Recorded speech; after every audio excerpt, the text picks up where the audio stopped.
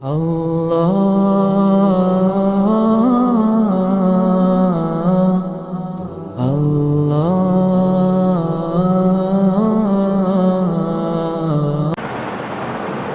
اللہ الرحمن الرحیم نحمده ونصلی علی رسوله الکریم اما بعد فاعوذ باللہ من الشیطان الرجیم بسم اللہ الرحمن الرحیم انا عرضنا الامانة علی السماوات والارض والجبال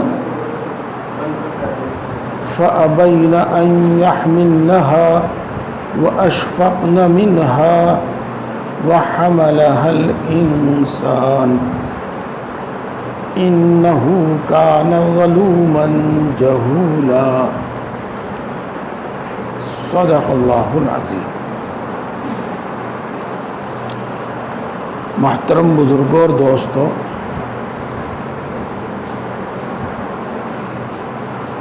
اللہ رب العزت نے ہماری ہدایت کا،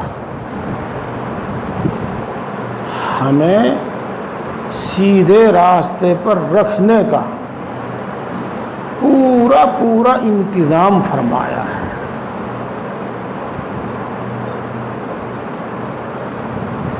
میں اس میں سے ایک مختصر کر کے کچھ آپ کو بتلاتا ہوں۔ یہ باتیں قرآن پاک کی ہیں، حدیث پاک کی ہیں، اور ماشاءاللہ آپ بار بار یہ باتیں سنتے رہتے ہیں، کوئی نئی بات نہیں ہے، لیکن بار بار کہی جاویں اور بار بار سنی جاویں، اس سے نفع ہوتا ہے۔ اللہ رب العزت نے انسان کی روح پیدا فرمائی، دنیا میں بھیجنے سے بھی پہلے ہی جتنی بھی روح اللہ تبارک و تعالیٰ نے پیدا فرمائی، ان سب کو ایک جگہ جمع کیا، جس کو کہتے ہیں عالم ارواح، وہ جگہ جہاں روحیں رہتی ہیں۔ اور حدیث پاک میں آتا ہے کہ ان کو ایک چیونٹی جیسا چھوٹا وجود عطا فرمایا، جسم عطا فرمایا، اور پوری عقل، پوری سمجھ عطا فرمائی، پوری عقل، پوری سمجھ عطا فرمائی۔ جیسا کہ وہ چھوٹا سا جسم تھا، ایسا نہیں کہ چھوٹی سی عقل ہو، نہیں، پوری عقل، پوری سمجھ عطا فرمائی۔ اور اللہ تبارک و تعالیٰ نے پہلے اپنی صفات کی پہچان عطا فرمائی کہ میں ایسا ہوں، میں ایسا ہوں، میں ہی ساری کائنات کا پیدا کرنے والا ہوں، میں ہی تمہیں پیدا کرنے والا ہوں، میں ہی اس عقل کو پیدا کرنے والا ہوں، اور میں ہی تمہیں روزی دینے والا ہوں۔ غرض اللہ تبارک و تعالیٰ نے اپنی صفات کی پہچان عطا فرمائی، اور جب ان ارواح نے، ان روحوں نے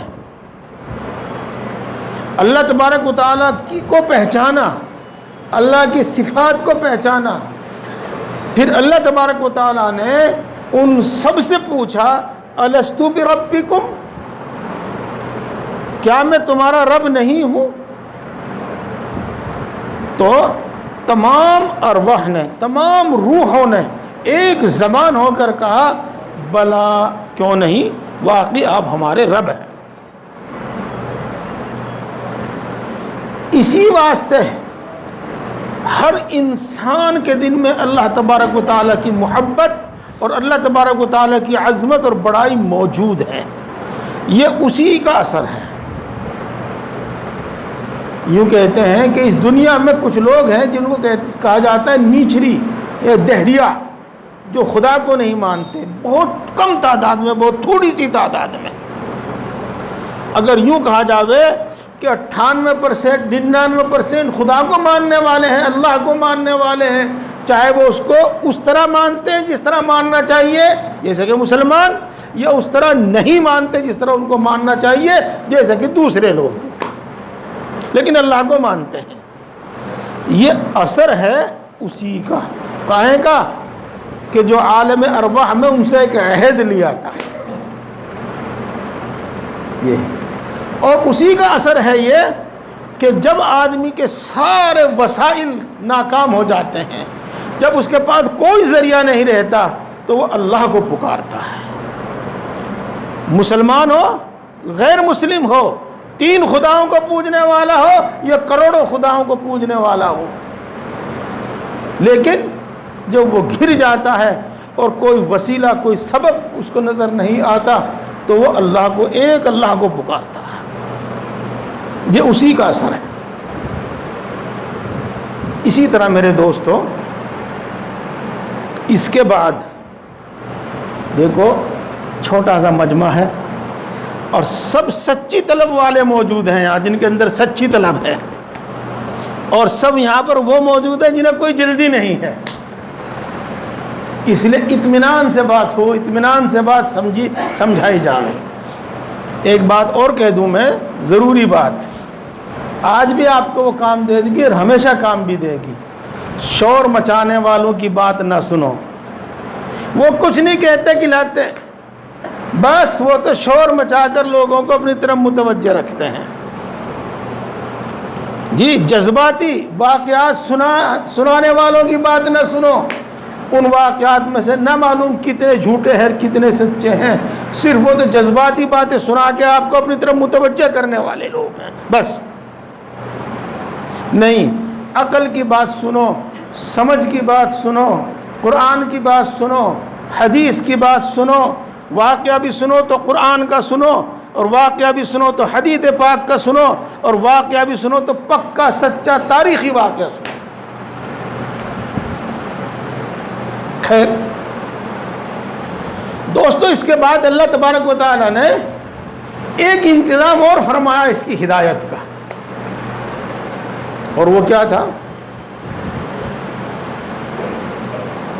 اس انسان کو پھر اللہ تبارک و تعالی نے ایک مرتبہ اور اسی طرح عقل عطا فرمائی، پوری سمجھ عطا فرمائی۔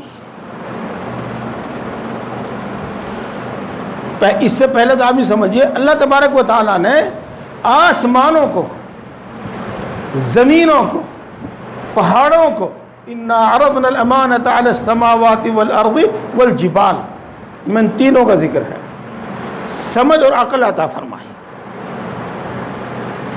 اور جب ان کو سمجھ اور عقل عطا فرمائی تو پھر ان کے سامنے یہ رکھا کہ دیکھو میں تمہارے اندر ایک ایسی طاقت رکھوں گا کہ تم اپنے اختیار سے میرا حکم مانو گے، یا تم اپنے اختیار سے میرے حکم کی خلاف ورزی کرو گے۔ تمہارے اندر دونوں طاقت ہوں گی، تم اپنے ارادے اور اختیار سے میرا حکم مان بھی سکو گے، اور تم اپنے ارادے اور اختیار سے میرے حکم کی خلاف ورزی بھی کر سکو گے۔ جس کو نفس کہتے ہیں، جس کو شہوت اور خواہش کہتے ہیں، وہ بھی میں تمہارے اندر رکھوں گا، اور اگر تم میرا حکم مانو گے تو اس کا انجام اور نتیجہ یہ ہوگا، اور اگر تم میرے حکم کی خلاف ورزی کرو گے تو اس کا انجام اور نتیجہ یہ ہوگا۔ انشاءاللہ آگے تھوڑا سا بیان کروں گا، لیکن یہی بات سمجھانے کے واسطے کہہ دوں مختصر لفظوں میں، اگر تم میرا حکم مانو گے تو میں تمہیں جنت نصیب کروں گا، جنت عطا کروں گا، اور اپنا قرب، اپنی نزدیکی عطا کروں گا، اپنا پڑوس عطا کروں گا، اور تمہیں اپنا دیدار اور اپنی زیارت عطا کروں گا، اپنی زیارت تم کو دوں گا، اور اگر تم میرے حکم کی خلاف ورزی کرو گے تو تم مجھ سے ہمیشہ دور رہو گے، اور تم ہمیشہ جہنم میں رہو گے۔ جہنم کیا ٹھکانہ ہے یوں تو ہمیں معلوم ہے ہی، جنت کیا ٹھکانہ ہے یہ تو ہمیں معلوم ہے ہی، لیکن کچھ بتاؤں گا۔ تو میرے دوست اور بزرگوں، اس آیت شریفہ میں اللہ رب العزت یہ ارشاد فرماتے ہیں کہ پہاڑوں نے بھی انکار کر دیا، اے اللہ ہم یہ ذمہ داری پوری نہیں کر سکتے۔ زمینوں نے بھی انکار کر دیا، اے اللہ ہم یہ ذمہ داری نہیں نبھا سکتے۔ آسمانوں نے بھی انکار کر دیا، اے اللہ ہم یہ ذمہ داری نہیں نبھا سکتے۔ اگرچہ اس میں ایک بہت بڑا نفع تھا، ہمیشہ کی زندگی اور جنت کی زندگی اور اللہ تبارک و تعالیٰ کا پڑوس اور اللہ تبارک و تعالیٰ کی زیارت، لیکن اس کے ساتھ ساتھ ایک بہت بڑا خطرہ بھی تھا، جہنم، ہمیشہ کا عذاب، بڑا سخت عذاب۔ تو اس سخت عذاب کی وجہ سے، اس سخت اور ہمیشہ کے عذاب کی وجہ سے انہوں نے یہ کہہ دیا، اللہ ہم یہ ذمہ داری نہیں نبھا سکتے۔ آسمانوں نے بھی انکار کر دیا، پہاڑوں نے بھی انکار کر دیا، زمینوں نے بھی انکار کر دیا۔ چونکہ یہ اختیار تھا اللہ تبارک و تعالیٰ کی طرف سے، قبول کرو یا نہ قبول کرو، اس لیے ان پر کوئی جرم اور ان پر کوئی الزام نہیں۔ اس کے بعد اللہ تبارک و تعالیٰ نے انسان کو عقل عطا فرمائی اور پوری سمجھ عطا فرمائی، اور اس کے سامنے بھی یہی بات رکھی گئی۔ پہاڑوں میں، آسمان میں، زمین میں اور دوسری تمام کائنات میں اللہ کے حکم کی خلاف ورزی کرنے کی صلاحیت ہی نہیں ہے، وہ اللہ کے حکم کی خلاف ورزی کرتے ہی نہیں ہے۔ جی ہاں، وہ مادہ ان میں رکھا ہی نہیں گیا، انسان میں مادہ رکھا گیا، اور انسان پر جب یہ بات پیش کی گئی تو انسان نے یہ قبول کر لی بات، اے اللہ میں اس ذمہ داری کو نبھاؤں گا، میں اس ذمہ داری کو پوری کروں گا، جو تیرے احکام ہیں میں ان حکموں کو مانوں گا۔ انسان نے یہ ذمہ داری کیوں قبول کر لی؟ یوں کہتے ہیں قرآن پاک کی تفسیر کرنے والے علماء کرام، جن کو مفسر کہا جاتا ہے، مفسرین کہا جاتا ہے، کہ جب اللہ تبارک و تعالیٰ نے ان سے عہد و پیمان لیا تھا، اور اس وقت اللہ تبارک و تعالیٰ نے اپنی تجلی ان پر کی تھی، اپنی صفات کی پہچان ان کو عطا فرمائی تھی، اس کی لذت میں انہوں نے یہ ذمہ داری قبول کر لی۔ یہ کیا ہے وہ لذت، کیا ہے وہ پہچان؟ میرے دوستوں اور بزرگوں، میں کیا بتاؤں آپ کو، تمام بزرگان دین یہ فرماتے ہیں، یہ بتاتے ہیں کہ اس بات کو سونے سے پہلے روز سوچ لیا، اور اس بات کو سونے سے پہلے روز پڑھ لیا کرو، تاکہ پڑھنے سے اور سوچنے سے یہ بات ہمارے ذہن میں اتنی بیٹھ جاوے، ہمارے دل و دماغ میں اتنی جم جاوے کہ ہر وقت ہمارے مد نظر رہے، ہر وقت ہمارے سامنے رہے۔ کون سی بات؟ وہ بات جو اللہ تبارک و تعالیٰ نے پیش فرمائی ہے۔ فرما برداری کی صورت میں تمہیں کیا ملے گا، نافرمانی کی صورت میں تمہیں کیا ملے گا۔ نافرمانی کی صورت میں دنیا میں بے شمار عذاب ہیں، طرح طرح کے عذاب ہیں دنیا میں، ان کو ہم بار بار سنتے رہتے ہیں اور سننا چاہیے۔ اور دنیا کے جو عذاب ہیں، دنیا کی جو سزائیں ہیں، وہ تو کسی نہ کسی طریقے سے کٹ ہی جائیں گی۔ مرنے کے بعد جو اللہ تبارک و تعالیٰ نے اس کی سزا رکھی ہے، اور مرنے کے بعد اللہ تبارک و تعالیٰ نے اس کو جو عذاب رکھا ہے، وہ یوں کہہ لیجئے گا کہ اس جسم کے اعتبار سے جو جسم ہمیں یہاں دنیا میں ملا ہے وہ ناقابل برداشت ہے، ایک آن ایک گھڑی بھی ہم اس کو برداشت نہیں کر سکتے. ایک آن میں ایک جھونکے میں یہ انسان کا جسم جل کر خاک ہو جاوے, ختم ہو جاوے.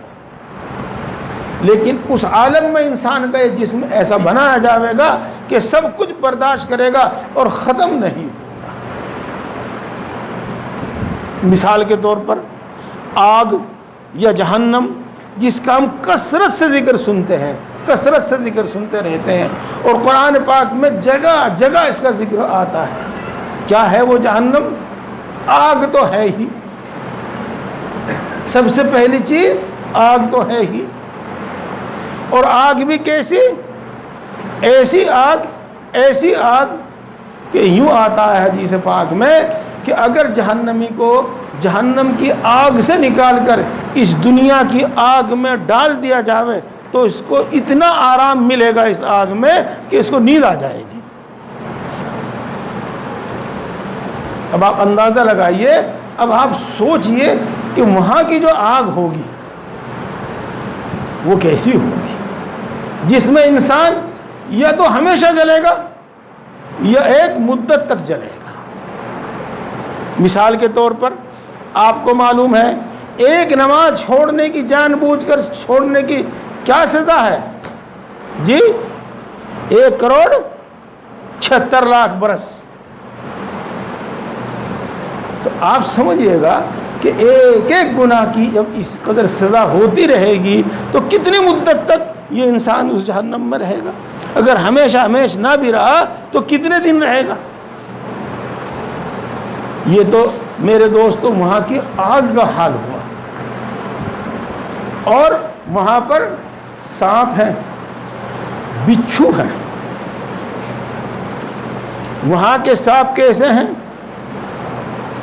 حدیث پاک میں آتا ہے کہ وہاں کے سانپ ایسے ہیں کہ اگر زمین پر وہ ایک مرتبہ پھنکارا مار دیں تو ان کے اندر جو زہر ہے, زہر وہ ایسا ہے کہ قیامت تک روئے زمین پر کبھی گھاس نہ جمے.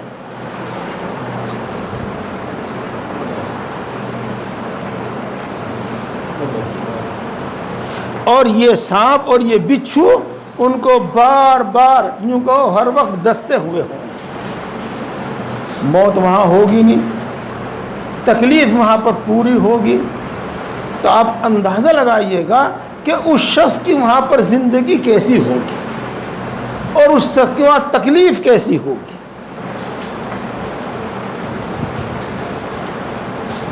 اسی طریقے سے حال ہوگا بچھو کا.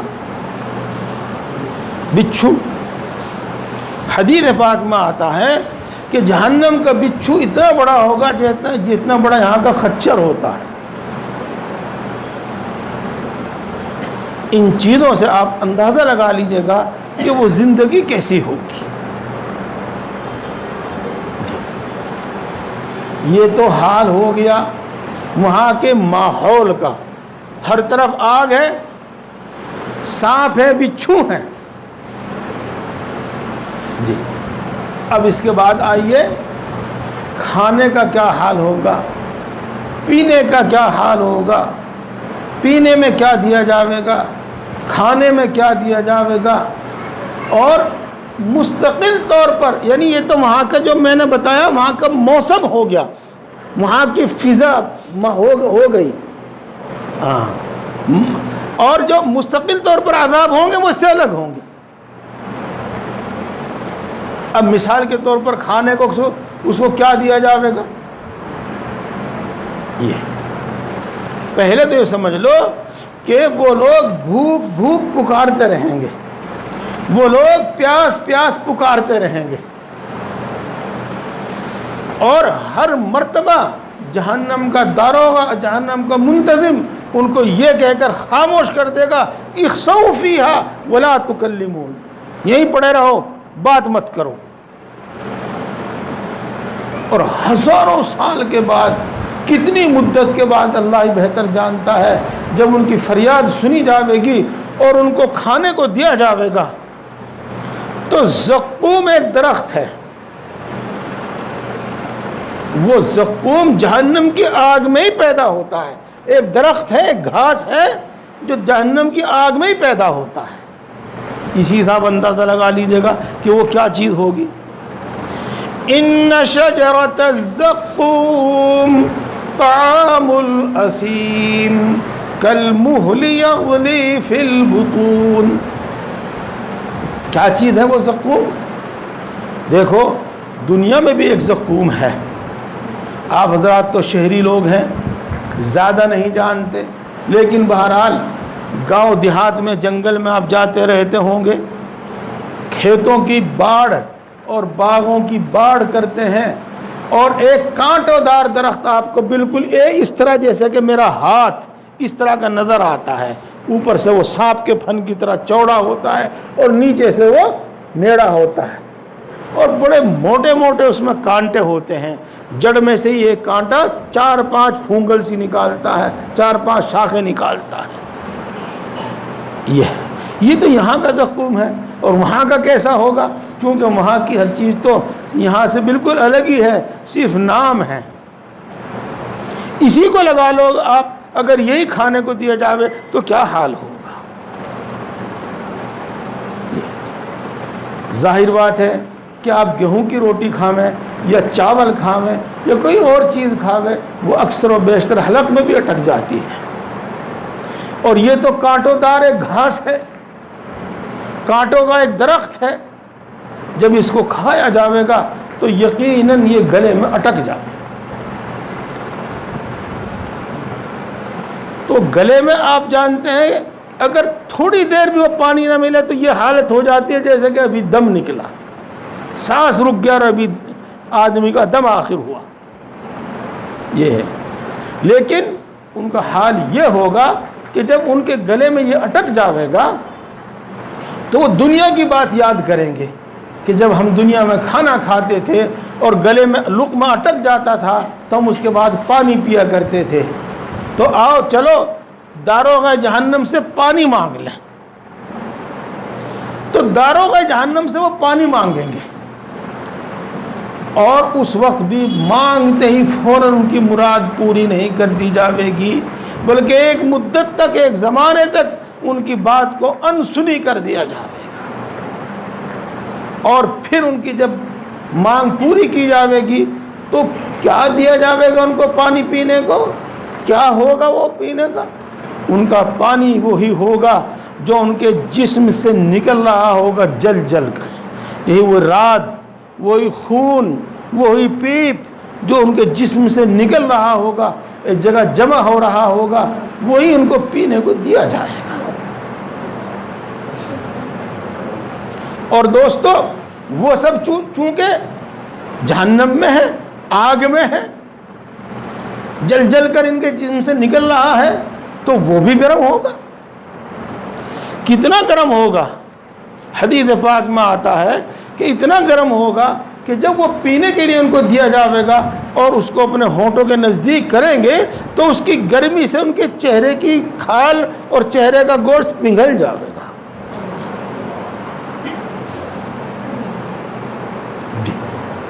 وہ پگھل جاوے گا. لیکن چونکہ ان کی جان پر بن آئی ہوگی, اس کی وجہ سے جو ان کے گلے میں اٹکا ہوا ہے وہ اس سے نجات پانے کے واسطے, اس سے چھٹکارا حاصل کرنے کے واسطے اس گرم پانی کو بھی پیویں گے, اس راد پیپ اور خون کو بھی پیویں گے. اور جب وہ اس کو پیویں گے تو حلق سے لے کر, بلکہ منہ سے لے کر اور آنتوں تک ہر چیز کو جلاتا ہوا نیچے سے نکل جاوے گا.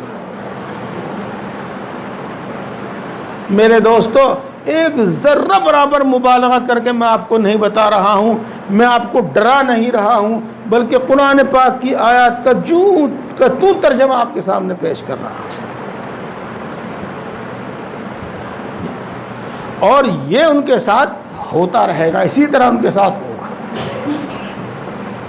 آپ جانتے ہیں کہ ایسی صورت میں انسان کو کیسی تکلیف ہوگی. اسی کو اللہ تبارک و تعالیٰ نے ارشاد فرمایا ہے ثم لا يموت فيها ولا يحيا، کہ ان کی زندگی ایسی ہوگی کہ نہ تو اس کو زندگی ہی کہہ سکتے کیونکہ اتنی دکھوں بھری ہوگی، اتنی تکلیف والی ہوگی کہ اس کو زندگی نہیں کہہ سکتے، اور یہ بات اپنی جگہ پر ہے کہ وہاں موت کبھی نہیں آئے، اس لیے نہ اس کو زندگی ہوگی اور نہ موت ہی ہوگی۔ ثم لا يموت فيها ولا يحيا، اور میرے دوستو طرح طرح کے عذاب، طرح طرح کی سزائیں ہوں گی۔ تو یہ تھا وہ انجام اللہ کی نافرمانی کا۔ اس انجام کی بنا پر، اس نتیجے کی بنا پر آسمانوں نے انکار کر دیا کہ اے اللہ ہم تیرے احکام کی پابندی کی ذمہ داری نہیں لیتے، زمینوں نے انکار کر دیا اے اللہ ہم تیرے احکام کی پابندی کی ذمہ داری نہیں نبھا پائیں گے، پہاڑوں نے انکار کر دیا کہ اے اللہ ہم تیرے احکام کی پابندی کی ذمہ داری نہیں سنبھال پائیں گے۔ انسان کے سامنے بھی یہی رکھا، ہاں، لیکن انسان نے اس کے باوجود اللہ تبارک و تعالیٰ کے ان احکام کی ذمہ داری نبھانے کا عہد و اقرار کر لیا۔ کیوں کر لیا؟ ایک تو وہ بات میں نے آپ کو ابھی تھوڑی سی بتلائی تھی، پھر میں دوسری بات بتلا دوں، اس واسطے کہ اس دنیا میں، اس زندگی میں جو بھی کچھ ہے وہ اس کو معلوم تھا اس وقت بھی، اور اس دنیا میں رہ کر تو اس کو خوب اچھی طرح معلوم ہو گیا، اور اللہ تبارک و تعالیٰ کی فرما برداری کا جو انجام، اور اللہ تبارک و تعالیٰ کی فرما برداری کا جو نتیجہ، اور اللہ تبارک و تعالیٰ کی فرما برداری کا جو پھل ان کو بتایا گیا تھا، ان کو سمجھایا گیا تھا، وہ بھی ان کے سامنے تھا۔ وہ ان کے سامنے کیا تھا؟ تمہیں ہمیشہ کی زندگی ملے گی جس میں کبھی موت نہیں آئے گی، اور تمہیں ہمیشہ کی جوانی ملے گی جس میں کبھی بڑھاپا نہیں آئے گا، اور تمہیں ایسی زندگی ملے گی جس زندگی میں کبھی کوئی بیماری نہیں ہوگی، اور تمہیں ایسی زندگی ملے گی جس زندگی میں کوئی نہ رنج ہوگا نہ کوئی غم ہوگا۔ اب آپ دیکھیے گا، آگے چلنے سے پہلے آپ اپنے جسم اور وجود سے متعلق ہی دیکھ لیجئے گا، زندگی کون سی، عمر کون سی؟ وہ جوانی، اور بھرپور جوانی کی عمر 33 سال کی بتاتے ہیں جی، اور کیسی وہ جوانی، کیسی جو جوانی ہمیشہ رہے گی، کبھی بڑھاپے کا نام نہیں آئے گا، اور وہ جوانی کیسی جس میں کبھی بیماری اور کمزوری کا نام نہیں ہوگا، وہ جوانی ملے گی جی۔ وہ کیسی زندگی؟ نہ آنکھ میں کبھی ڈیڑھ آئے گی، نہ کھانسی اور بلغم کبھی ہوگا، نہ پیشاب ہوگا، نہ پاخانہ ہوگا، نہ کوئی درد ہوگا، نہ کوئی دکھ ہوگا، کچھ نہیں ہوگا جی۔ یہ چیزیں ہوں گی۔ اسی طریقے سے حدیث پاک میں آیا ہے کہ انسان سب کچھ کھاوے گا جو اس کو کھانے کو وہاں موجود ہے، میسر ہے، لیکن ایک خوشبودار ڈکار آوے گی اور پاخانے کی ضرورت پیش نہیں آوے گی۔ سب کچھ پیوے گا جو پینے کی چیز وہاں موجود ہے، اور اس کے باوجود پیشاب نہیں آوے گا، بس خوشبودار پسینہ آوے گا، اور وہی اس کے واسطے پیشاب کی جگہ ہوگا، پیشاب کے قائم مقام ہوگا۔ اس سے پہلے کہ میں یہ بتاؤں کہ یہ نعمتیں انسان کو کس طرح ملیں گی، اس سے پہلے یہ بتا دوں کہ آپ رہیں گے کہاں، وہ جنت کا حال کیسا ہوگا۔ پہلے تو یہ سمجھو کہ وہ جنت کا جو ماحول ہوگا، جنت کی جو فضا ہوگی، جنت کا جو موسم ہوگا، وہ نہ تو گرم ہوگا اور نہ ہی وہ سرد اور ٹھنڈا ہوگا، وہ ہمیشہ بالکل درمیانی قسم کا معتدل، جو انسان کو بڑا اچھا لگتا ہے، بڑا خوشگوار انسان کو لگتا ہے، وہ موسم ہوگا وہاں سے، اور 12 مہینے ہوگا اور 24 گھنٹے وہی ہوگا۔ ایسا نہیں ہوگا کہ دن میں گرمی اور رات کو سردی، کبھی سردی کبھی گرمی، یہ نہیں، بلکہ 12 مہینے ایک ہی موسم ہوگا، اور ایسا معتدل موسم ہوگا، نہ وہ گرمی ہوگی جس سے کوئی تکلیف پہنچے، نہ سردی ہوگی جس سے تکلیف پہنچے، کچھ نہیں ہوگا۔ یہ عام ماحول ہوگا وہاں کا، فضا ہوگی، موسم ہوگا وہاں پر جنت۔ اس سے پہلے کہ وہاں پر آپ رہیں گے کہاں، یہ بتا دوں کہ اللہ تبارک و تعالی کتنی بڑی جنت دے گا انسان کو، کتنی بڑی جنت دے گا انسان کو۔ جی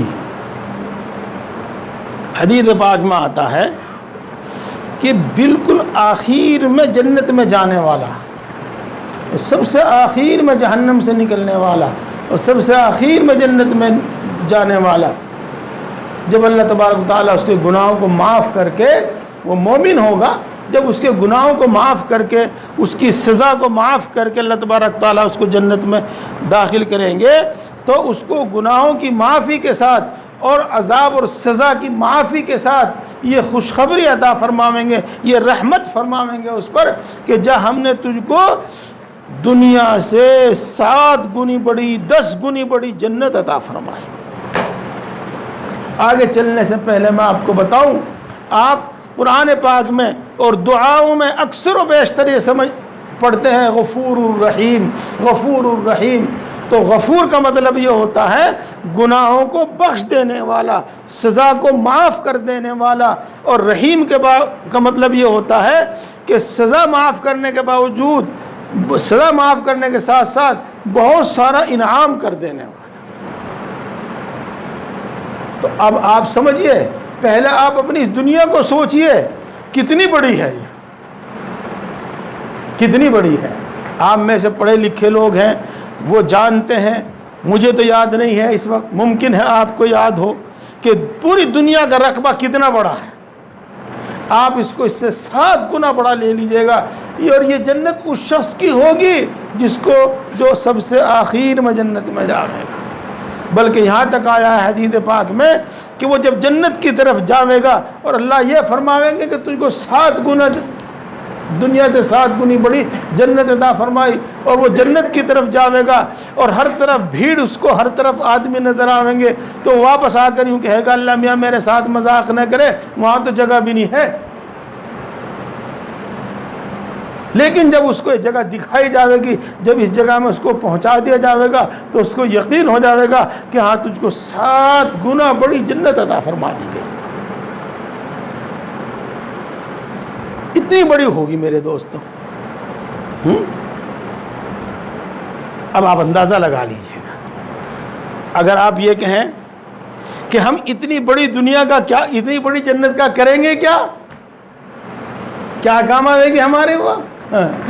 ہاں شاید آپ ابھی یوں ہی کہہ دیں، لیکن اس دنیا کے بادشاہوں سے پوچھ کے دیکھنا، اگر ان کی تاریخ پڑھی ہو تو ان سے پوچھ کے دیکھنا، ان کے پاس ملک ہندوستان اتنا بڑا ہندوستان ہوتا تھا، تو پھر وہ افغانستان کو فتح کرنے کے چکر میں رہتے تھے، اور افغانستان کو فتح کرنے کے بعد وہ ازبکستان اور ترکمنستان اور قزاقستان، پتہ نہیں کن کن ملکوں کو فتح کرنے کے چکر میں رہتے تھے۔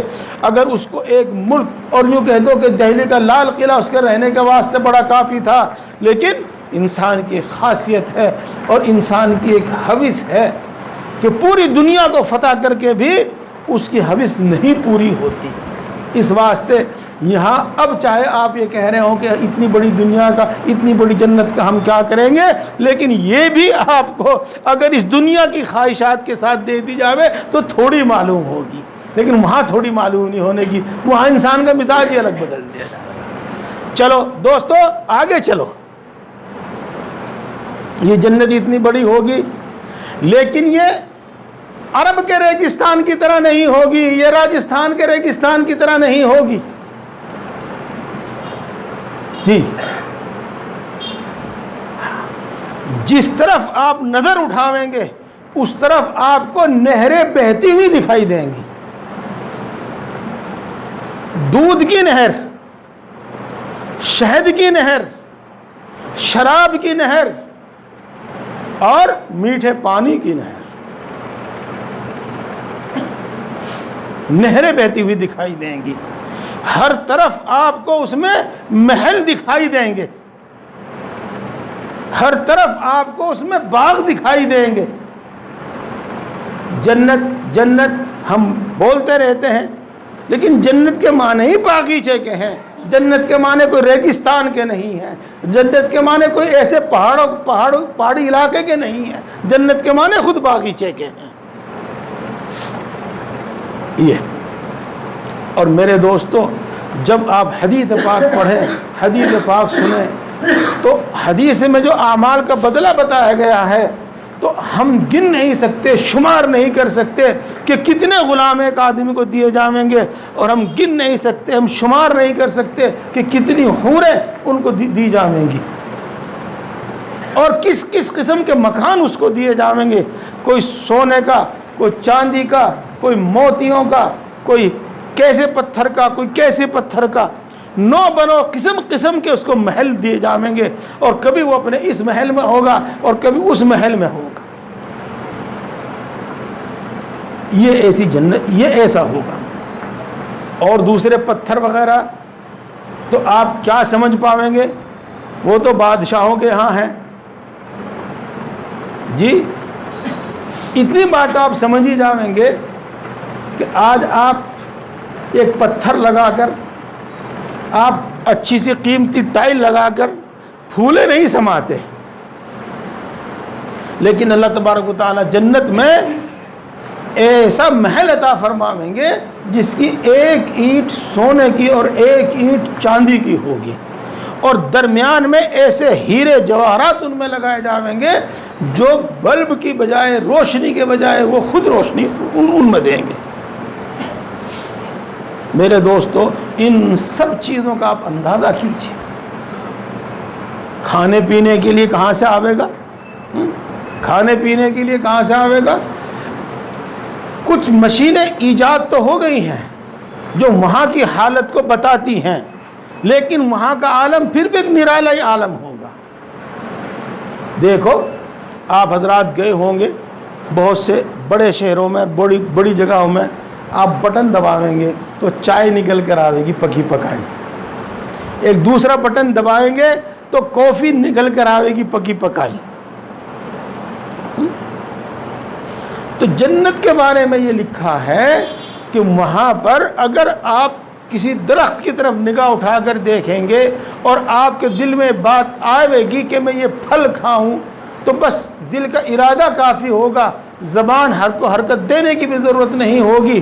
وہ پھل کٹ کر پلیٹ میں رکھ کر آپ کے سامنے آ جائے گا. اور آپ اس اپنی جنت میں، اپنے باغیچوں میں، باغ میں کسی پرندے کو اڑتا ہوا دیکھیں گے اور آپ کے دل میں بات آئے گی کہ اس کے کباب مجھے کھانے چاہیے. بس دل میں سوچیں گے، زبان کو حرکت دینے کی ضرورت نہیں پڑے گی، اس پرندے کے کباب بن کر آپ کے سامنے آ جائیں. میرے دوستو، کس نعمت کا ذکر چاہیں آپ اور کون سی نعمت کا سننا چاہیں آپ، وہ سب نعمتیں ان میں موجود ہیں.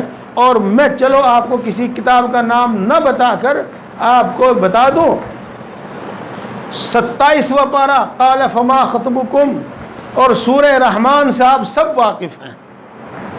سورہ رحمان سے اگلی جو سورت ہے اذا وقعت الواقعہ لیس لوقعتها کاذبہ، اس کا ترجمہ دیکھ لینا، اس کی تفسیر دیکھ لینا. پوری بھی اگر نہ دیکھیں تو پہلے ایک رکوع کی دیکھ لینا تفسیر. میرے دوستو یہ ہے، اور یہ وہ مادی اور جسمانی نعمتیں ہیں، اور خود روحانی دلی دماغ کی نسبت، دماغ کی نعمت. وہاں کسی قسم کا رنج نہیں ہوگا، کسی قسم کا غم نہیں ہوگا، نہ کسی بیوی کی طرف سے، نہ کسی نوکر غلام کی طرف سے، نہ کسی پڑوسی کی طرف سے، غرض کسی کی طرف سے کبھی کوئی غم نہیں ہوگا، جس کو آج کل آپ اپنی زبان میں کہتے ہیں کوئی ذہنی ٹینشن نہیں ہوگی کسی بھی قسم کی۔ اسی واسطے اس کو دار السلام کہا جاتا ہے، چین کا گھر کہا جاتا ہے، سلامتی کا گھر کہا جاتا ہے، دار السلام۔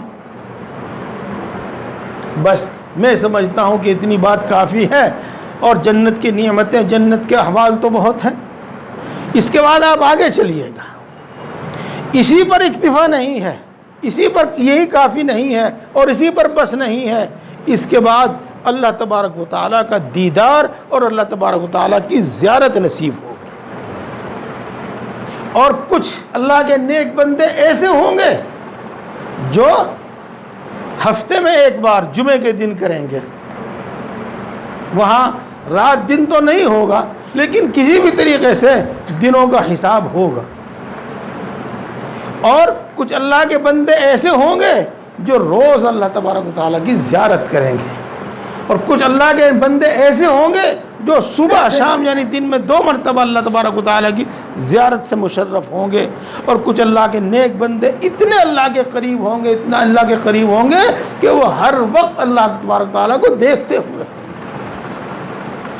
دوستو، میں اس بات کو یوں تو ماشاءاللہ آپ سمجھ ہی گئے ہوں گے، لیکن میں اگر آپ کو سمجھانا چاہوں تو ایک دو واقعات سنا سکتا ہوں میں آپ کو۔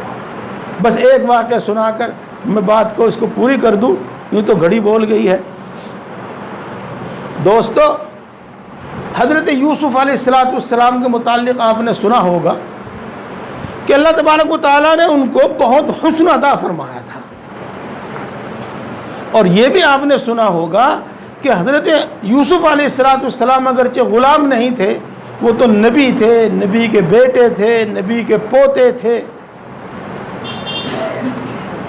لیکن غلام بنا کر ان کو بیچ دیا گیا تھا مصر میں، اور وہ شاہی محل میں پہنچ گئے تھے اور وہاں کے وزیر اعظم کے غلام ہو گئے تھے۔ وہ جو وزیر اعظم کی بیوی تھی، قرآن پاک میں بھی اس کا نام نام ہے نہیں، زلیخا کا نام نہیں ہے قرآن پاک میں، تو اس کا نام حدیثوں میں آتا ہے۔ جی ہاں، قصہ بیان کیا گیا ہے۔ وہ ان پر عاشق ہو گئی، اور یاد رکھو، دیکھو، سمجھو، آپ دیکھو، میں سمجھانے کے واسطے کہہ رہا ہوں، ویسے سچائی بھی اپنی جگہ پر ہے۔ اب سمجھا، ایک اچھا خاصا بڑے گھرانے کا آدمی کسی چمار چوڑی بھنگن پر عاشق ہو جاوے تو یہ اس زمانے میں بھی عیب دار سمجھا جاتا ہے، برا سمجھا جاتا ہے۔ تو اس زمانے میں کوئی کیسا بھی ہو، لیکن شاہی خاندان کی عورت اگر کسی غلام پر عاشق ہو جاوے تو اس کو بہت برا سمجھا جاتا تھا، گویا کہ سماج میں کلنک ہوتا تھا یہ۔ تو جب زلیخا کا ایک قصہ آس پاس میں مشہور ہوا، اور آپ جانتے ہی ہیں کہ عشق اور مشق چھپا نہیں رہتا، تو شاہی خاندان کی عورتیں اور دوسری عورتیں ان کو برا کہنے لگی، برا بھلا کہنے لگی زلیخا کو، ایسی گر گئی، ایسی نیچ ہو گئی کہ غلام پر عاشق ہو گئی۔ تو انہوں نے، زلیخا نے ان سب عورتوں کو یہ بتانا چاہا کہ غلام ہے، لیکن ہے کیا چیز؟ تو ہوا یہ کہ ان سب کی دعوت کی، اور عرب کے دستور کے مطابق، مصر اگرچہ افریقہ میں ہے لیکن وہاں عرب کا دستور چلتا ہے آج بھی، پہلے بھی، تو ہوتا یہ ہے کہ پھل اور چاقو سب کے سامنے رکھ دیے جاتے ہیں، ان عورتوں کے سامنے، اور ان کو کہا جاتا ہے کہ شروع کیجئے، اپنے ہاتھ سے کاٹو، اپنے ہاتھ سے کھاؤ۔ اور جب وہ چھری اور پھل اٹھا لیتی ہیں، کاٹنا شروع کرتی ہیں، تو حضرت یوسف علیہ السلام کو حکم ہوتا ہے کہ باہر آ جاؤ۔ تو حضرت یوسف علیہ السلام گویا کہ اس کمرے میں سے نکل کر ان کے درمیان میں ادھر آتے ہیں، وہ آقا کا حکم ہے، وہ غلام ہے، ان کو ماننا ہے، وہ ادھر آتے ہیں۔ جو ہی عورتوں کی ان پر نظر پڑتی ہے تو ان کو یہ ہوش نہیں رہتا کہ ہم پھل کاٹ رہی ہیں یا اپنا ہاتھ کاٹ رہی ہیں۔ اور انہوں نے پھل کاٹنے کے بجائے اپنے ہاتھ کاٹ لیے۔ تو میرے دوستو کتنی لذت تھی اس میں، ہوش نہیں رہا ان کو اپنا۔ اللہ تبارک و تعالیٰ کے دیدار میں کتنی لذت ہوگی اس کا کوئی اندازہ نہیں کیا جا سکتا۔ تمام لذتیں جن کا میں نے آپ کے سامنے ابھی ذکر کیا ہے، یہ اس کے سامنے کچھ حیثیت نہیں رکھتی، کچھ حیثیت نہیں رکھتی۔ جی واقعہ تو یہی کافی ہے، اور اشارہ سے کر دوں، ممکن ہے آپ نے پورا واقعہ سن رکھا ہو۔ جی وہ تاج محل میں دفن کر دیا تھا، مجھے نام یاد نہیں رہا اس وقت، کبھی مجھے معلوم تو ہے لیکن ذہن میں نہیں آ رہا۔ اور شاہجہاں کو قید کر دیا گیا قلعے میں۔ بادشاہ اورنگزیب نے اپنے باپ کو گرفتار کر کے قید میں ڈال دیا۔ اب اس نے کیا کیا، کچھ بچے مجھے پڑھانے کو دے دو، تو بچے سے پڑھانے کو دے دیے۔ اور جو آگرے کا قلعہ ہے وہاں پر، جہاں یوں کہو لو آپ کہ جس کمرے میں وہ رہتا تھا، وہاں پر ایک شیشہ لگا دیا جس سے تاج محل نظر آتا تھا، اس کی محبوبہ کی قبر اس کو نظر آتی تھی۔ بس اس کا مشغلہ یہی تھا کہ وہ شیشے میں سے اس تاج محل کو دیکھتا رہتا تھا، اور اس کو قید و بند کی جو تکلیف اور صعوبتیں تھیں وہ محسوس نہیں ہوتی تھی۔ اسی میں اپنا وقت گزارتا تھا، اسی میں اپنے رات دن گزارتا تھا۔ تو میرے دوستو اللہ تبارک و تعالیٰ کے دیدار میں کیسی لذت ہوگی۔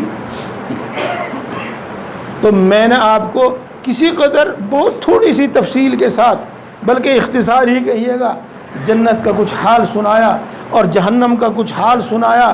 اور میں نے دوستو یہ اس لیے سنایا تاکہ آپ کو یہ بھی معلوم ہو جائے گا کہ ہمیں کیا ملے گا۔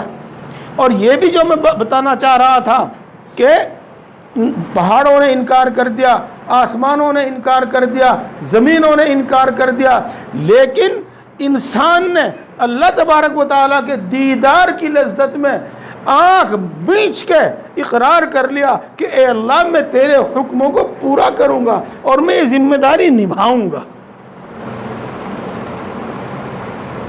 اس لیے میرے دوستو بزرگوں، پہلی بات تو میں آپ کو یہ بتلا دوں کہ آپ اس دنیا میں جو آئے ہیں یہ نہ سمجھے کہ پیدا ہوئے، کھائے پیے، جوان ہوئے، بوڑھے ہوئے اور مر گئے اور ختم ہو گئے۔ نہیں، آپ سے ایک عہد تو لیا گیا تھا روض ازل میں، جس کو عہد الستو کہتے ہیں۔ پھر ایک عہد لیا گیا تھا، یہ عہد جو آپ کے سامنے تفصیل سے بتایا۔ پھر آپ مسلمان گھرانے میں پیدا ہوتے ہیں تو ایٹومیٹک آپ سے ایک عہد ہوتا ہے، اور اس کے بعد آپ بالغ ہو کر کلمہ پڑھتے ہیں اور سمجھ کے ساتھ اقرار کرتے ہیں اللہ تبارک و تعالیٰ کی توحید کا اور اللہ کے رسول کی رسالت کا اور آخرت کا۔ تو اس وقت یہ سارے عہد و پیمان ہیں جو آپ سے لیے گئے ہیں، اور آپ کے اوپر یہ ذمہ داری ڈالی گئی ہے کہ آپ کو اللہ تبارک و تعالیٰ کے حکموں کے مطابق زندگی گزارنا ہے۔ میرے دوستو میں آپ کو یہ بھی بتا دوں کہ میں نے اس وقت آپ کو نماز پڑھنے کے لیے نہیں کہا، نماز کی ترغیب نہیں دلائی، روزے کی ترغیب نہیں دلائی، زکوٰۃ کی ترغیب نہیں دلائی، حج کی ترغیب نہیں دلائی، سچ بولنے کی ترغیب نہیں دلائی، حلال کھانے کی ترغیب نہیں دلائی، پاک دامن رہنے کی ترغیب نہیں دلائی۔ میں نے اس وقت آپ کو جھوٹ سے بچنے کے لیے نہیں کہا، زنا سے بچنے کے لیے نہیں کہا، جوئے سٹے سے بچنے کے لیے نہیں کہا، حرام کھانے سے بچنے کے لیے نہیں کہا۔ میں نے آپ کو ایک ہی جملے میں سب کچھ کہہ دیا کہ اللہ کا حکم پورا کرنا ہے، اس کی نافرمانی سے بچنا ہے۔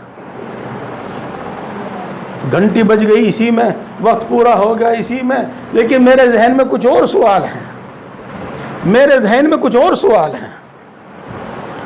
آپ یہ کہیں گے کہ جی ہم الحمدللہ مومن ہیں، الحمدللہ ہم مسلمان ہیں، اور ہم اللہ کا یہ حکم پورا کرنے کے واسطے تیار ہے، لیکن کیا کریں، دیکھو ہمارے پہ ہوتا نہیں، زمانہ ہی کچھ ایسا آ گیا، حالات ہی کچھ ایسے ہو گئے۔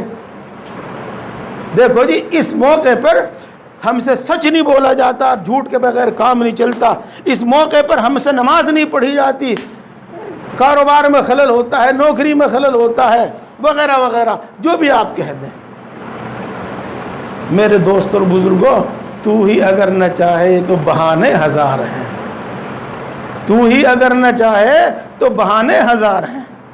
میں آپ کو ایک دو واقعہ سنانا چاہتا ہوں، ایک دو واقعہ سنانا چاہتا ہوں. آپ کو یہ اندازہ ہو جائے گا کہ یہ سب احکام پورے ہو سکتے ہیں کہ نہیں ہو سکتے، ان سب حکموں پر ہم عمل کر سکتے ہیں نہیں کر سکتے. اور میں آپ کو کسی صحابی کا واقعہ نہیں سناتا، اور میں آپ کو کسی تابعی کا واقعہ نہیں سناتا، اور میں آپ کو عرف عام میں جن کو آپ اولیاء اللہ کہتے ہیں، بزرگ کہتے ہیں، ان کا واقعہ نہیں سناتا. میں آپ کو ایک بادشاہ کا واقعہ سناتا ہوں، اور وہ بھی خلافت راشدہ کے لوگوں کا نہیں، اور بلکہ ایک ہندوستان کے بادشاہ کا واقعہ سناتا ہوں. جی، آپ دلی گئے ہوں گے اور مہرولی کا آپ نے نام سنا ہوگا. وہاں آپ نے خواجہ قطب الدین بختیار کاکی رحمۃ اللہ علیہ کا مزار بھی دیکھا ہوگا یا سنا ہوگا. حضرت بہت اللہ والے، بڑے اللہ والے. حضرت خواجہ قطب الدین بختیار کاکی رحمۃ اللہ علیہ کا انتقال ہوا اور جنازہ نماز کے لیے رکھا گیا،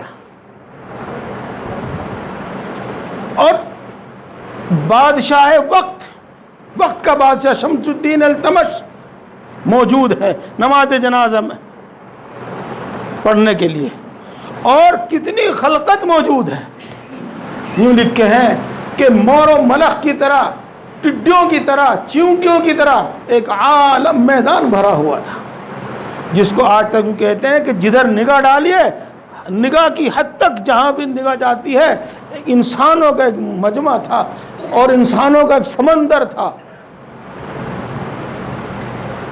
جب نماز کا وقت سمجھو ہو گیا اور اب گویا کہ نماز کے لیے امام کو آگے بڑھنا ہے، تو ایک شخص مجمع سے نکل کر یوں آواز یوں کہتا ہے کہ حضرت خواجہ صاحب کی، حضرت خواجہ بختیار کاکی رحمۃ اللہ علیہ کی ایک وصیت ہے جو انہوں نے مجھے کی ہے، میں ان کی وصیت آپ کو سناتا ہوں. انہوں نے یہ وصیت کی ہے کہ میری نماز جنازہ وہ شخص پڑھائے گا جس کے اندر یہ 4 صفت موجود ہوں. نمبر 1، کبھی اس کی تکبیر اولیٰ فوت نہ ہوئی ہو. جب سے وہ بالغ ہوا ہے، جب سے اس پر نماز فرض ہوئی ہے، کبھی اس کی تکبیر اولیٰ فوت نہ ہوئی ہو. اللہ اکبر، اللہ اکبر. کبھی اس کی تہجد فوت نہ ہوئی ہو. اللہ اکبر، اللہ اکبر. کبھی عصر سے پہلے کی 4 سنتیں اس کی نہ چھوٹی ہوں. بات ظہر کی سنت مؤکدہ کی نہیں ہو رہی ہے، بات فجر کی سنت مؤکدہ کی نہیں ہو رہی ہے، عصر کی سنت غیر مؤکدہ کی بات ہو رہی ہے. اور چوتھی بات، کبھی غیر محرم پر اس کی خواہش کی نظر نہ پڑی ہو، جس کو ہم کہتے ہیں کسی غیر محرم پر اس کی بری نظر نہ پڑی ہو. جس کے اندر یہ 4 صفت ہو وہ آگے بڑھ کر شیخ کے جنازہ پڑھاوے، شیخ کی نماز پڑھے. تو میرے دوستوں، مجمع میں سے کوئی آگے نہیں بڑھ رہا ہے. حضرت کے خلفاء بھی وہاں موجود ہوں گے اور کتنے علماء وہاں موجود ہوں گے. جب مجمع پر سناٹا چھا رہا اور کوئی آگے نہیں بڑھا تو خود بادشاہ وقت شمس الدین التمش آگے بڑھا اور خواجہ صاحب کو خطاب کر کے کہا، اے اللہ کے بندے، اگر تم یہ وصیت نہ کرتے تو یہ میرے اور اللہ کے درمیان راز تھا، کسی کو پتہ نہ چلتا. آج تم نے یہ وصیت کر کے مجھے اس دنیا کے سامنے، اس مجمع کے سامنے رسوا کر دیا، یعنی میرا راز کھول دیا. اور اس کے بعد شمس الدین التمش نے نماز جنازہ پڑھائی. میں نے آپ کو یہ واقعہ اس لیے سنایا ہے کہ شمس الدین التمش اور بادشاہ سے زیادہ ہماری تمہاری مصروفیات نہیں ہیں. چاہے آپ فیکٹریوں کے مالک ہیں اور چاہے آپ منتری ہیں، کوئی بھی ہیں، لیکن شمس الدین التمش سے زیادہ ہماری تمہاری مصروفیات نہیں جی۔ آپ کتنے بھی عیش و آرام کی زندگی گزار رہے ہیں، لیکن ایک بادشاہ سے زیادہ عیش و آرام کا سامان آپ کے پاس میرے پاس نہیں ہے جی۔ آپ کتنی بھی جوان ہیں اور کتنے بھی پیسہ آپ کے پاس ہے، آپ پر عورتیں فدا ہوتی ہیں، لڑکیاں فدا ہوتی ہیں، لیکن سب کچھ ہونے کے باوجود ایک بادشاہ کے اشارے میں تو سب کچھ ہو جاتا ہے، لیکن وہ زنا تو کیا کسی غیر محرم پر نگاہ بھی نہیں ڈالتا۔ میرے بزرگوں اور دوستوں، میں یہ عرض کر رہا تھا کہ اگر انسان چاہے تو سب کچھ ہونے کے باوجود وہ اللہ تبارک و تعالیٰ کے حکموں کی پابندی کر سکتا ہے۔ بات تو میں آپ کو ایک اور سناؤں گا، بات پوری ہو جاوے گی، اور کوئی مجمع زیادہ نہیں ہے، اگر 5-7 منٹ دیر بھی ہو جاوے گی تو شاید کوئی بات حرج نہ ہو۔ یہ میرے دوستو، صحیح بات تو یہ ہے کہ اللہ تبارک و تعالیٰ کی اطاعت اور فرما برداری کا مکمل بدلہ، پورا بدلہ ہمیں مرنے کے بعد ملے گا، اور قیامت میں جس دن جب حساب ہو چکا ہوگا اس کے بعد ملے گا، اور جنت کی شکل میں اللہ تبارک و تعالیٰ کی دیدار کی شکل میں ملے گا پورا بدلہ تو۔ لیکن اللہ تبارک و تعالیٰ اپنے فرما بردار بندوں کو اس دنیا میں بھی محروم نہیں کرتا۔ فرشتے قدم قدم پر اس کی نصرت و مدد کرتے ہیں، اور اللہ تبارک و تعالیٰ کی نصرت و مدد اس کے ساتھ اس میں شامل حال ہوتی ہے، ہمیں وہ محسوس ہو یا نہ ہو۔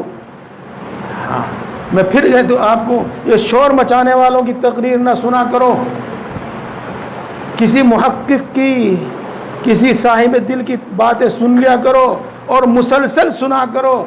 ایک مجمع میں، ایک مجلس میں کچھ نہیں بیان کیا جا سکتا، باتیں ادھوری رہ جاتی ہیں، سمیٹنی پڑ جاتی ہیں۔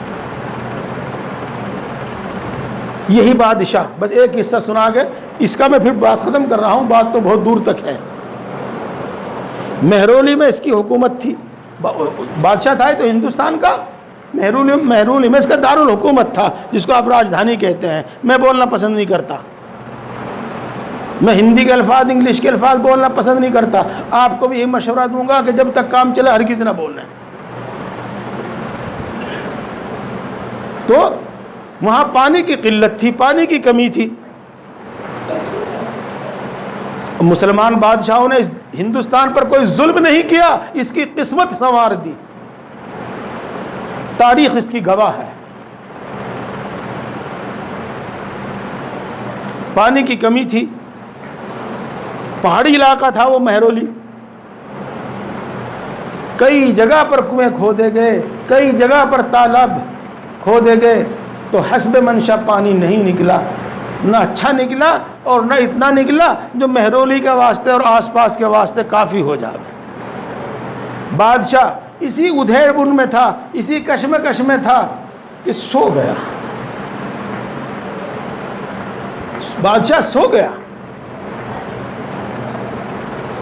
تو وہ خواب میں اپنے آپ کو ایک جگہ دیکھتا ہے، مہرولی میں ایک جگہ پر دیکھتا ہے، اور اس کے بعد حضور اکرم صلی اللہ علیہ وسلم ایک گھوڑے پر سوار ہو کر تشریف لاتے ہیں،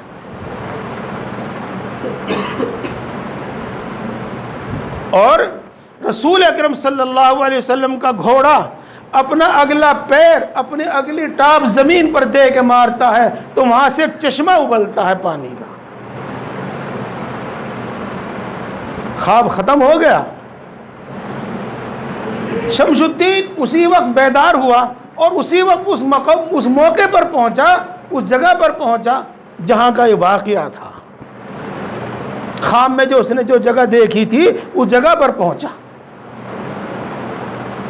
اور کمال کی بات یہ کہ جس طرح شمس الدین التمش بادشاہ نے خواب دیکھا، اسی طریقے سے ان کے شیخ، ان کے پیر حضرت خواجہ قطب الدین بختیار کاکی رحمۃ اللہ علیہ نے بھی یہی خواب دیکھا، اور فوراً اس خواب کے بعد فوراً حضرت قطب الدین بختیار کاکی رحمۃ اللہ علیہ کی بھی آنکھ کھلی، اور وہ بھی اسی وقت اس میدان کی طرف چل دیے۔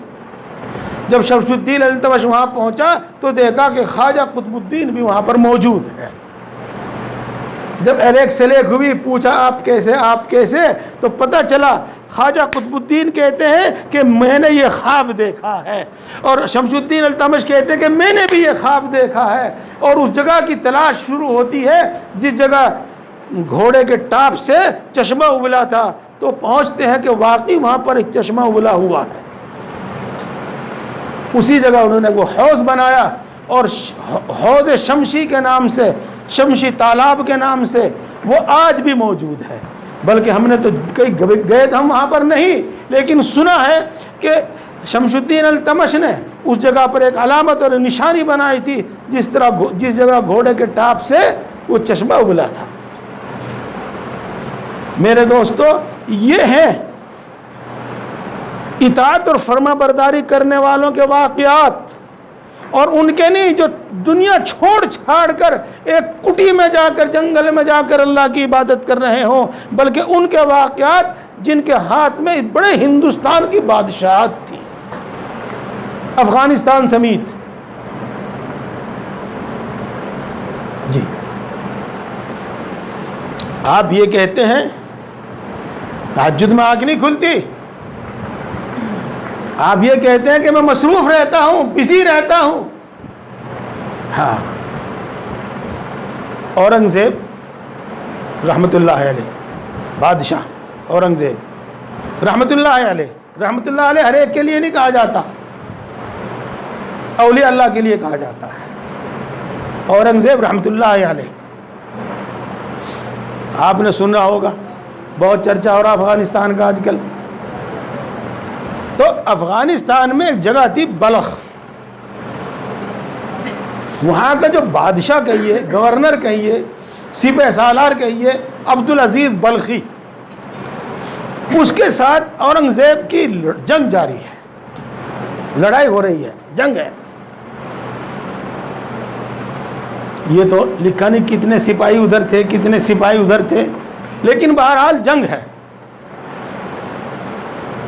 اور اسی دوران ظہر کی نماز کا وقت آ جاتا ہے، یعنی سورج ڈھل جاتا ہے، ظہر کی نماز کا وقت ہو جاتا ہے۔ تو اورنگزیب بادشاہ اپنی فوج کا سپہ سالار وہ مار کاٹ کی لائن سے، مار کاٹ کی صف سے پیچھے ہٹتا ہے، اور میدان جنگ میں ہی ایک جگہ اپنے ساتھیوں کو لے کر اطمینان کے ساتھ، کتاب میں لکھا ہے، تاریخ میں لکھا ہے کہ اطمینان کے ساتھ سنتیں بھی پڑھی، فرض بھی پڑھے، پہلی سنتیں بھی پڑھی، بعد کی سنتیں بھی پڑھی، اور بعد کے نوافل بھی پڑھے، اور نماز کے بعد کے جو اوراد و وظائف ہوتے ہیں وہ بھی پڑھے، اور وہ سب پڑھنے کے بعد پھر گھوڑے پر سوار ہو کر پھر میدان میں آگے، پھر صف میں آگے۔ میرے دوستو، میں نے پہلے ہی آپ کو بتلایا تھا کہ میں آپ کو صحابہ کے قصے نہیں سنا رہا ہوں، میں آپ کو تابعین، تبع تابعین اور اولیاء اللہ جن کو آپ عرف میں کہتے ہیں ان کے قصے نہیں سنا رہا ہوں۔ تارک الدنیا، جو دنیا کو چھوڑ چھاڑ کر محض اللہ کی عبادت میں لگ گئے ہوں، ان کے قصے نہیں سنا رہا ہوں۔ میں نے ان کا قصے آپ کو سنائے، دو قصے جو اتنے بڑے ہندوستان پر حکومت کرتے تھے، ان کے قصے سنائے۔ میرے دوستو، وقت تو ہو گیا، چلو میں اپنی باقی بات ختم کر دوں گا۔ مجھے ایک قصہ اور یاد آیا، اور وہ بہت ہی برکت والا قصہ ہے۔ اگر اللہ میرے اور آپ کے ذہن میں اس کو بٹھا دے تو بہت ہی نفع والا قصہ ہے۔ یہی اورنگزیب رحمۃ اللہ علیہ، ان کے ایک استاد تھے جن کا نام تھا ملا جیون۔ ہاں، ملا کے معنی پی ایچ ڈی ڈاکٹر کے ہوتے ہیں۔ ہاں، یہ نہ سوچو کہ جاہل داڑھی والا ملا ہوتا ہے۔ ملا کے اصلی معنی PhD ڈاکٹر، جی ماسٹر کسی چیز کا، فن کا ماہر. اگر آپ کے بات سمجھ میں نہ آئی ہو تو علامہ، بہت زیادہ جاننے والا، اس کو کہتے ہیں ملا. تو ملا جیون ان کے استاد تھے. جب اورنگزیب بادشاہ ہو گیا، امیٹھی ہے نا، ادھر ہے وہ فیض آباد کی طرف، امیٹھی ایک جگہ ضلع فیض آباد میں، وہ وہاں کے رہنے والے تھے اور ان کے استاد تھے وہ. جب اورنگزیب بادشاہ ہو گیا تو انہوں نے اپنے استاد کو بلایا. وہ اتفاق کہیے یا کچھ بھی کہیے، رمضان کا مہینہ تھا. ملا جیون پورے اعزاز و اکرام کے ساتھ، پورے احترام کے ساتھ بادشاہ کے ساتھ رمضان گزارتے ہیں. لال قلعے میں، شاہی قلعے میں رمضان گزارتے ہیں. عید بھی وہیں پڑھتے ہیں. اور عید کے بعد بادشاہ سے رخصت ہو کر، اپنے شاگرد سے رخصت ہو کر اپنے وطن جانا چاہتے ہیں.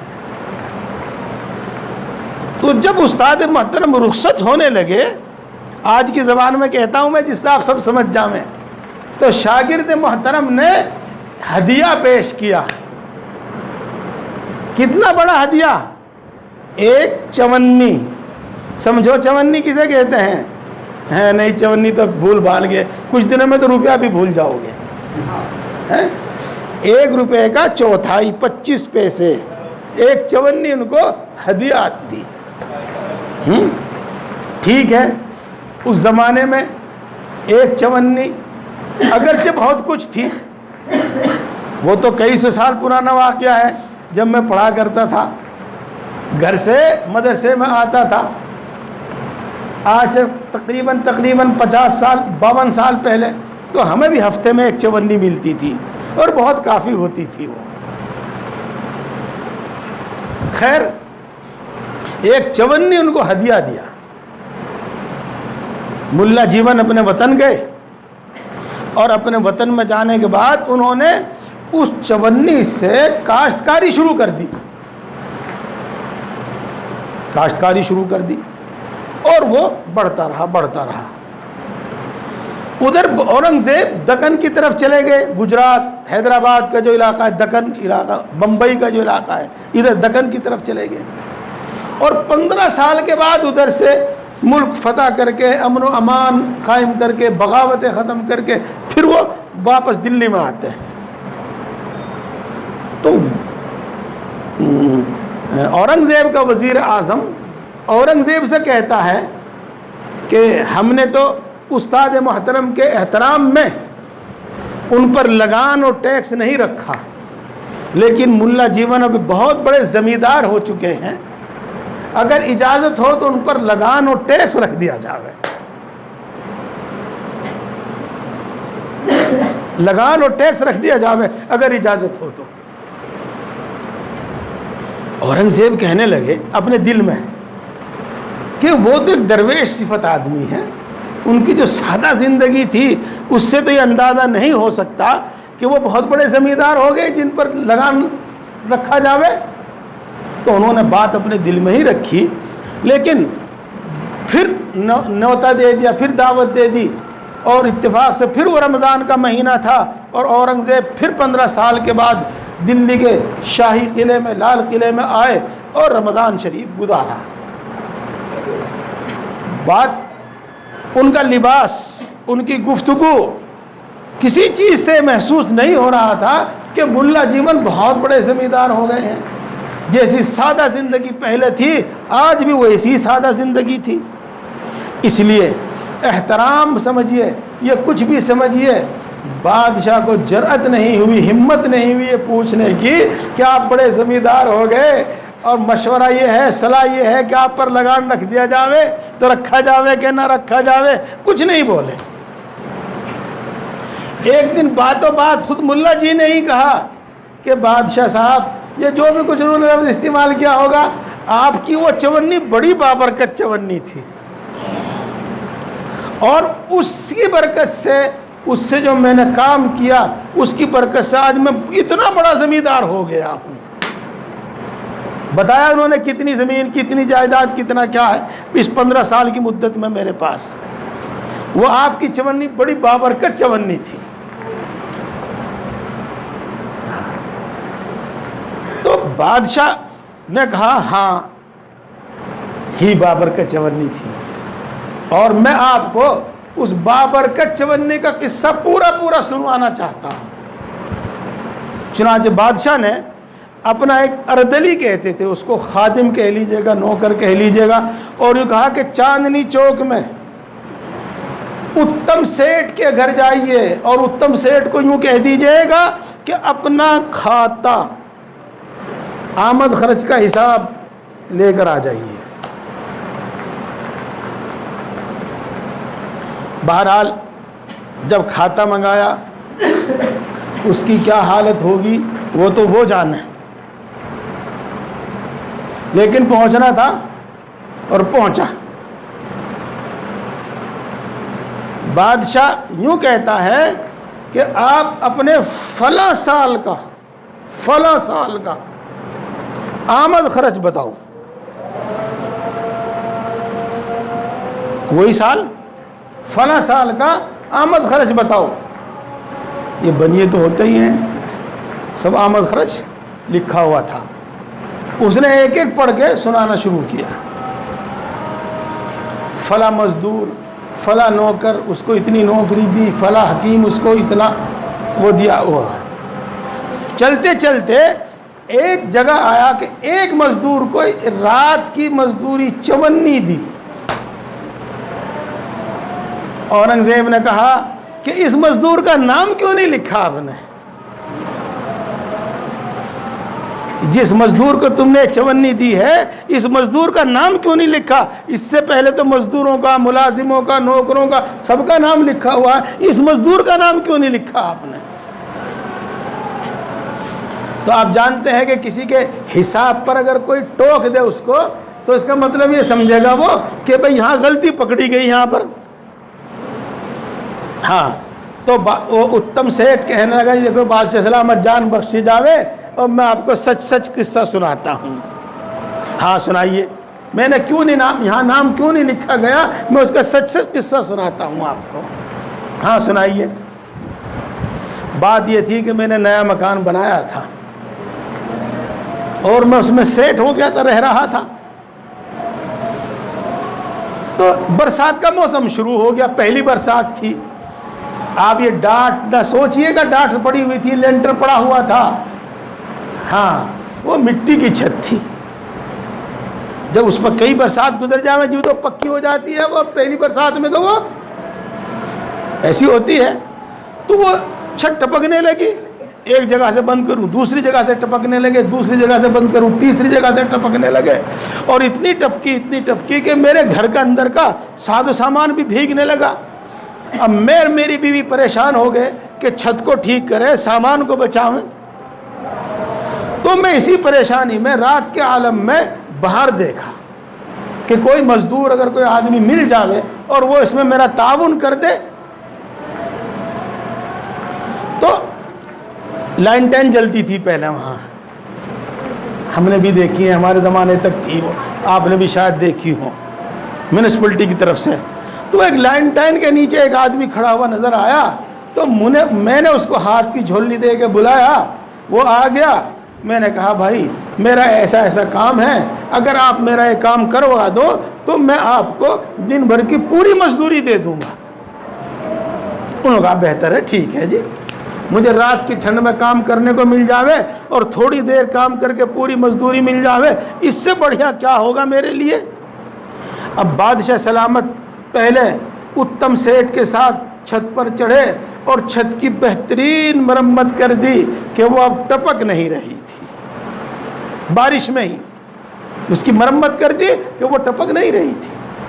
جب چھت کی طرف سے اطمینان ہوا تو اس کے بعد اتم سیٹھ کے ساتھ اورنگزیب بادشاہ پھر نیچے آتا ہے، وہ مزدور پھر نیچے آتا ہے اور اس کا تمام سامان سیٹ کر دیتا ہے، جہاں جو سامان رکھا ہوا تھا رکھ دیتا ہے، جو بارش میں خراب ہو گیا اس کو صاف کر دیتا ہے، سب کچھ کام نمٹا کر اب وہ فارغ ہوتا ہے تو سیٹھ صاحب اس کو پیسے دینے کے واسطے ہاتھ میں جیب میں ہاتھ ڈالتے ہیں، یہ اپنی جہاں جو ہاتھ ڈالتے ہیں تو اتفاق سے بس ان کے ہاتھ میں ایک چونی آتی ہے، جو بھی مزدوری وہ دینا چاہتے ہوں گے، بہرحال چونی کم تھی تو سیٹھ صاحب نے ان کو کہا کہ ایسا ہے بھائی اب تو تم چلے جاؤ، کل کو آپ دکان پر آنا، میں آپ کو پوری مزدوری دوں گا، اب میرے پاس اس چونی سے زیادہ کچھ نہیں ہے۔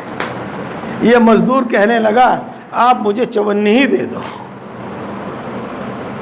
اتم سیٹھ کہنے لگا کہ آپ نے بڑی محنت کا کام کیا ہے، میں چاہتا تو یہ ہوں کہ آپ کو 1 روپیہ دوں لیکن کم سے کم 98 تو ضرور دوں گا، آپ کل دوپہر میں دن میں میری دکان پر آ جاؤ۔ انہوں نے کہا اگر دینی ہو تو بس ابھی یہی چونی دے دو، پھر نہیں آنے کا میں۔ تو جناب وہ چونی لے کر، ہاں یہ بھی بتا دوں کہ رات تھی، پتہ نہیں رات کا کون سا حصہ تھا جس وقت بادشاہ کو بلایا تھا، جو مزدور کو بلایا تھا، لیکن فجر کی اذان ہو گئی تھی، اب صبح ہو گئی تھی، اب بادشاہ کو نکلنا تھا ہر حال میں، اس لیے جلدی کی کہ بھئی یہ چونی دے دو تم مجھے، میں پھر نہیں آنے کا۔ وہ چونی لے کر چلے گئے اور وہ چونی احتیاط سے رکھ دی۔ یہ وہ چونی تھی جو انہوں نے اپنے استاد کو ہدیے میں دی تھی، جس کی وہ برکت تھی۔ میں آپ کو یہ بتلانا چاہتا ہوں کہ صحابہ کی بات نہیں کر رہا ہوں، صحابہ کے تو قصے آپ نے بہت سنے ہیں، اور آپ کا اور میرا نفس شرارت کرتے ہوئے یوں کہہ دیتا ہے کہ وہ تو صحابہ تھے، انہوں نے تو کر لیے، اس زمانے میں ہمارے بس کا نہیں ہے۔ ہاں ایک بادشاہ ہوتے ہوئے، کتنا بڑا بادشاہ، اتنا بڑا بادشاہ کہ اتنا بڑا ہندوستان، اتنی بڑی حکومت نہ اس سے پہلے کبھی ہوئی نہ اس کے بعد ہوئی۔ جی اس کا بادشاہ تھا، لیکن وہ ہمارے تمہاری طرح آرام طلب نہیں تھا، وہ جیسے سپہ سالار بن کر لڑنے والا تھا، میدان جنگ میں لڑنے والا تھا، اور جس طریقے سے وہ تخت طاؤس پر بیٹھ کر، تخت طاؤس کا نام سنا آپ نے؟ ہاں، تخت طاؤس پہن کر، اور کیا کہتے ہیں اس کو، کوہ نور کا ہیرا اپنے تاج میں لگا کر اور بیٹھ کر وہ فیصلے کرتا تھا۔ وہ ایک مزدور کی طرح چھت کی مرمت کرنا بھی جانتا تھا۔ اگر ذرا سا آج میرے پاس پیسہ ہو جاوے تو دودھ لینے جاتے مجھے شرم آتی ہے، اگر میرے پاس آج تھوڑا سا پیسہ ہو جاوے تو دکان سے سودا سلف لینے کے لیے جاتے ہوئے مجھے شرم آتی ہے۔ وہ مزدور کی طرح چھت کی مرمت کرنا بھی جانتا تھا۔ جی ہاں، تو بہرحال، اور دوسری بات یہ بتانا چاہتا ہوں کہ وہ پاک نیت اور حلال کمائی کی برکت، میرے دوستو، انہی پاکیزہ اوصاف کا اللہ تبارک و تعالیٰ میں حکم دیتا ہے، اور ایسے ہی شخص کو متقی اور پرہیزگار کہا جاتا ہے۔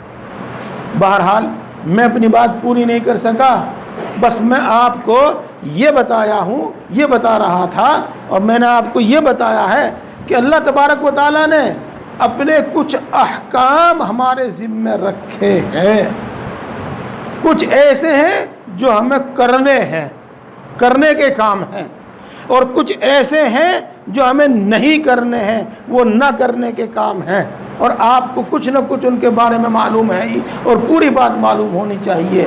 ان کی برکت آخرت میں تو وہ ہوگی جو آپ کو بتائی، اور ان کی برکت دنیا میں یہ بھی ہوگی جو کچھ میں نے آپ کو بتائی۔ اور آپ یہ کہیں کہ ہمارے بس کی بات نہیں ہے، تو میرے دوست ہم تو محنت مزدوری کرنے والے آدمی ہیں، اور ہم اتنے مصروف نہیں ہیں، لیکن ہمارے پاس اتنا سامان عیش و عشرت بھی نہیں ہے، لیکن ان بادشاہوں کے پاس یہ سامان عیش و عشرت بھی تھا، حکومت بھی تھی، مصروفیت بھی تھی۔ اس سب کے باوجود ایسے بادشاہ جن کی تکبیر اولیٰ فوت نہیں ہوتی، جن کی تہجد فوت نہیں ہوتی، جن کی عصر کی سنتیں فوت نہیں ہوتی، جو نامحرم پر نظر نہیں ڈالتے، جو عین میدان جنگ میں نماز، سنتیں، نوافل اطمینان کے ساتھ پڑھتے ہیں، نماز جماعت کے ساتھ پڑھتے ہیں، پاکیزہ کھاتے ہیں، حلال کھاتے ہیں، تو میرے دوستو ان کے قصے بھی ہیں، آخر ہو کیوں نہیں سکتا؟ بات تو ہو گئی، ایک بات کہ ایک بات ختم ہی کر رہا ہوں، جو بات ذہن میں آتی رہتی ہے وہ ہے، کچھ اشکال ہے میرے ذہن میں نہیں، آپ کے ذہن میں اور کسی کے ذہن میں۔ ہم یہ سمجھتے ہیں کہ جب انسان اللہ تبارک و تعالیٰ کی اطاعت و فرما برداری کرنے لگتا ہے تو پھر انسان کو کچھ نہیں کرنا پڑتا، بلکہ پھر تو ایٹومیٹک اللہ تبارک و تعالیٰ اس کے سارے کام خود بناتا رہتا ہے۔ اور کچھ واقعات، کچھ قصے، کچھ کرامات ہم سنتے بھی ہیں، اس سے بھی ہمیں یہی دھوکہ ہو جاتا ہے۔ میرے دوستو، یہ واقعات تو کبھی کبھار پیش آتے ہیں جو میں نے آپ کو بتائے کہ گھوڑے نے ٹاپ ماری آ کے اور پانی نکل گیا وغیرہ وغیرہ۔ دیکھو ان اعمال کی خاصیت ہے، یہ ان اعمال کی شرعی اعمال کی خاصیت ہے یہ کہ ان سے دنیا کے اندر چین، سکون، راحت، برکت، عزت ملتی ہے۔ ان اعمال کی خاصیت یہ ہے، اور اللہ کی نصرت تو ہے ہی، اللہ کی نصرت تو ہے ہی ہے۔ دیکھو ایک آدمی ہے وہ پرسکون رہتا ہے، اور ایک آدمی برداشت کرتا ہے، پرسکون رہتا ہے، اور ایک آدمی ٹینشن میں رہتا ہے، بدلے کی بھاونا، بدلے کے جذبات اس کے اندر ہیں۔ تو بردباری اور برداشت اس کی خاصیت تو یہ ہے کہ آدمی کا دماغ پرسکون رہتا ہے، اور انتقام اور بدلے کے جذبات اس کی خاصیت یہ ہے کہ اس کے دماغ میں ٹینشن رہتی ہے، بے چین رہتا ہے۔ تو اسی طریقے سے اعمال کی خاصیت ہے میرے دوستو، ان اعمال کو اپناؤ جب یہ چیز نصیب ہوگی، اور آڑے وقت میں اللہ تبارک و تعالیٰ کی وہ ایسی نصرت بھی آتی ہے جس کا قصہ ہم سنتے رہتے ہیں۔ اللہ تبارک و تعالیٰ ہم سب کو عمل کی توفیق عطا فرمائے۔ بسم اللہ الرحمن الرحیم، الحمدللہ رب العالمین، الرحمن الرحیم، مالک یوم الدین، والصلاة والسلام علی سید الانبیاء والمرسلین، محمد وآلہ واصحابہ اجمعین، لا الہ الا انت سبحانک انی کنت من الظالمین، ربنا ظلمنا انفسنا وَإِن لَّمْ تَغْفِرْ لَنَا وَتَرْحَمْنَا لَنَكُونَنَّ مِنَ الْخَاسِرِينَ۔ اے اللہ تو سب سے بڑا ہے، ہر چیز پر قادر ہے، ہر چیز کا مالک ہے۔ اے اللہ ہم تیری انہی اچھی صفات کے واسطے سے تجھ سے مانگتے ہیں، ہم سب کو ایمان کامل عطا فرما۔ اے اللہ اپنی محبت و معرفت عطا فرما۔ اے اللہ ہم سب کو اپنی فرما برداری کرنا، اپنی اطاعت و عبادت کرنا ہم سب کے لیے آسان فرما۔ اے اللہ آج تک جتنے گناہ کیے ہیں تمام گناہوں کو معاف فرما۔ اے اللہ تو دلوں کے بھید کو خوب جانتا ہے، دلوں کی باتوں سے تو خوب واقف ہے۔ اے اللہ ہم سب کی اور خصوصاً اس مجمع کی اے اللہ تمام جائز مرادیں پوری فرما، تمام جائز مقاصد میں کامیابی عطا فرما۔ اے اللہ اپنے فضل سے ہر ضرورت پوری فرما، اپنے سوا کسی کا محتاج نہ بنا۔ اے اللہ ہر مشکل کو آسان فرما، ہر پریشانی کو دور فرما۔ اے اللہ اے بگڑی کے بنانے والے ہر بگڑا ہوا کام بنا دے، اے قادر مطلق ہر اٹکا ہوا کام بنا دے۔ اے اللہ مال، جان، ایمان، عزت و آبرو کی حفاظت فرما، مرتے دم تک دین حق پر ثابت قدم فرما، ایمان پر خاتمہ فرما، بغیر حساب کے جنت الفردوس عطا فرما، جہنم سے حفاظت فرما، پوری امت مسلمہ کی مغفرت فرما۔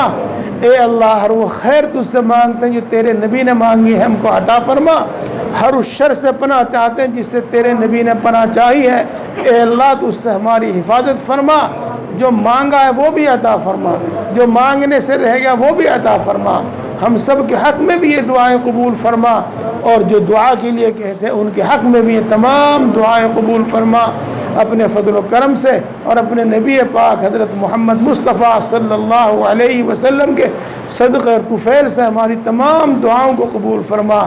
آمین آمین یا رب العالمین۔ ربنا تقبل منا انك انت السميع العليم وتب علينا انك انت التواب الرحيم۔ سبحان ربك رب العزة عما يصفون وسلام على المرسلين والحمد لله رب العالمین۔ مسافہ جسے کرنا ہوگا انشاءاللہ نماز کے بعد کر لیں گے۔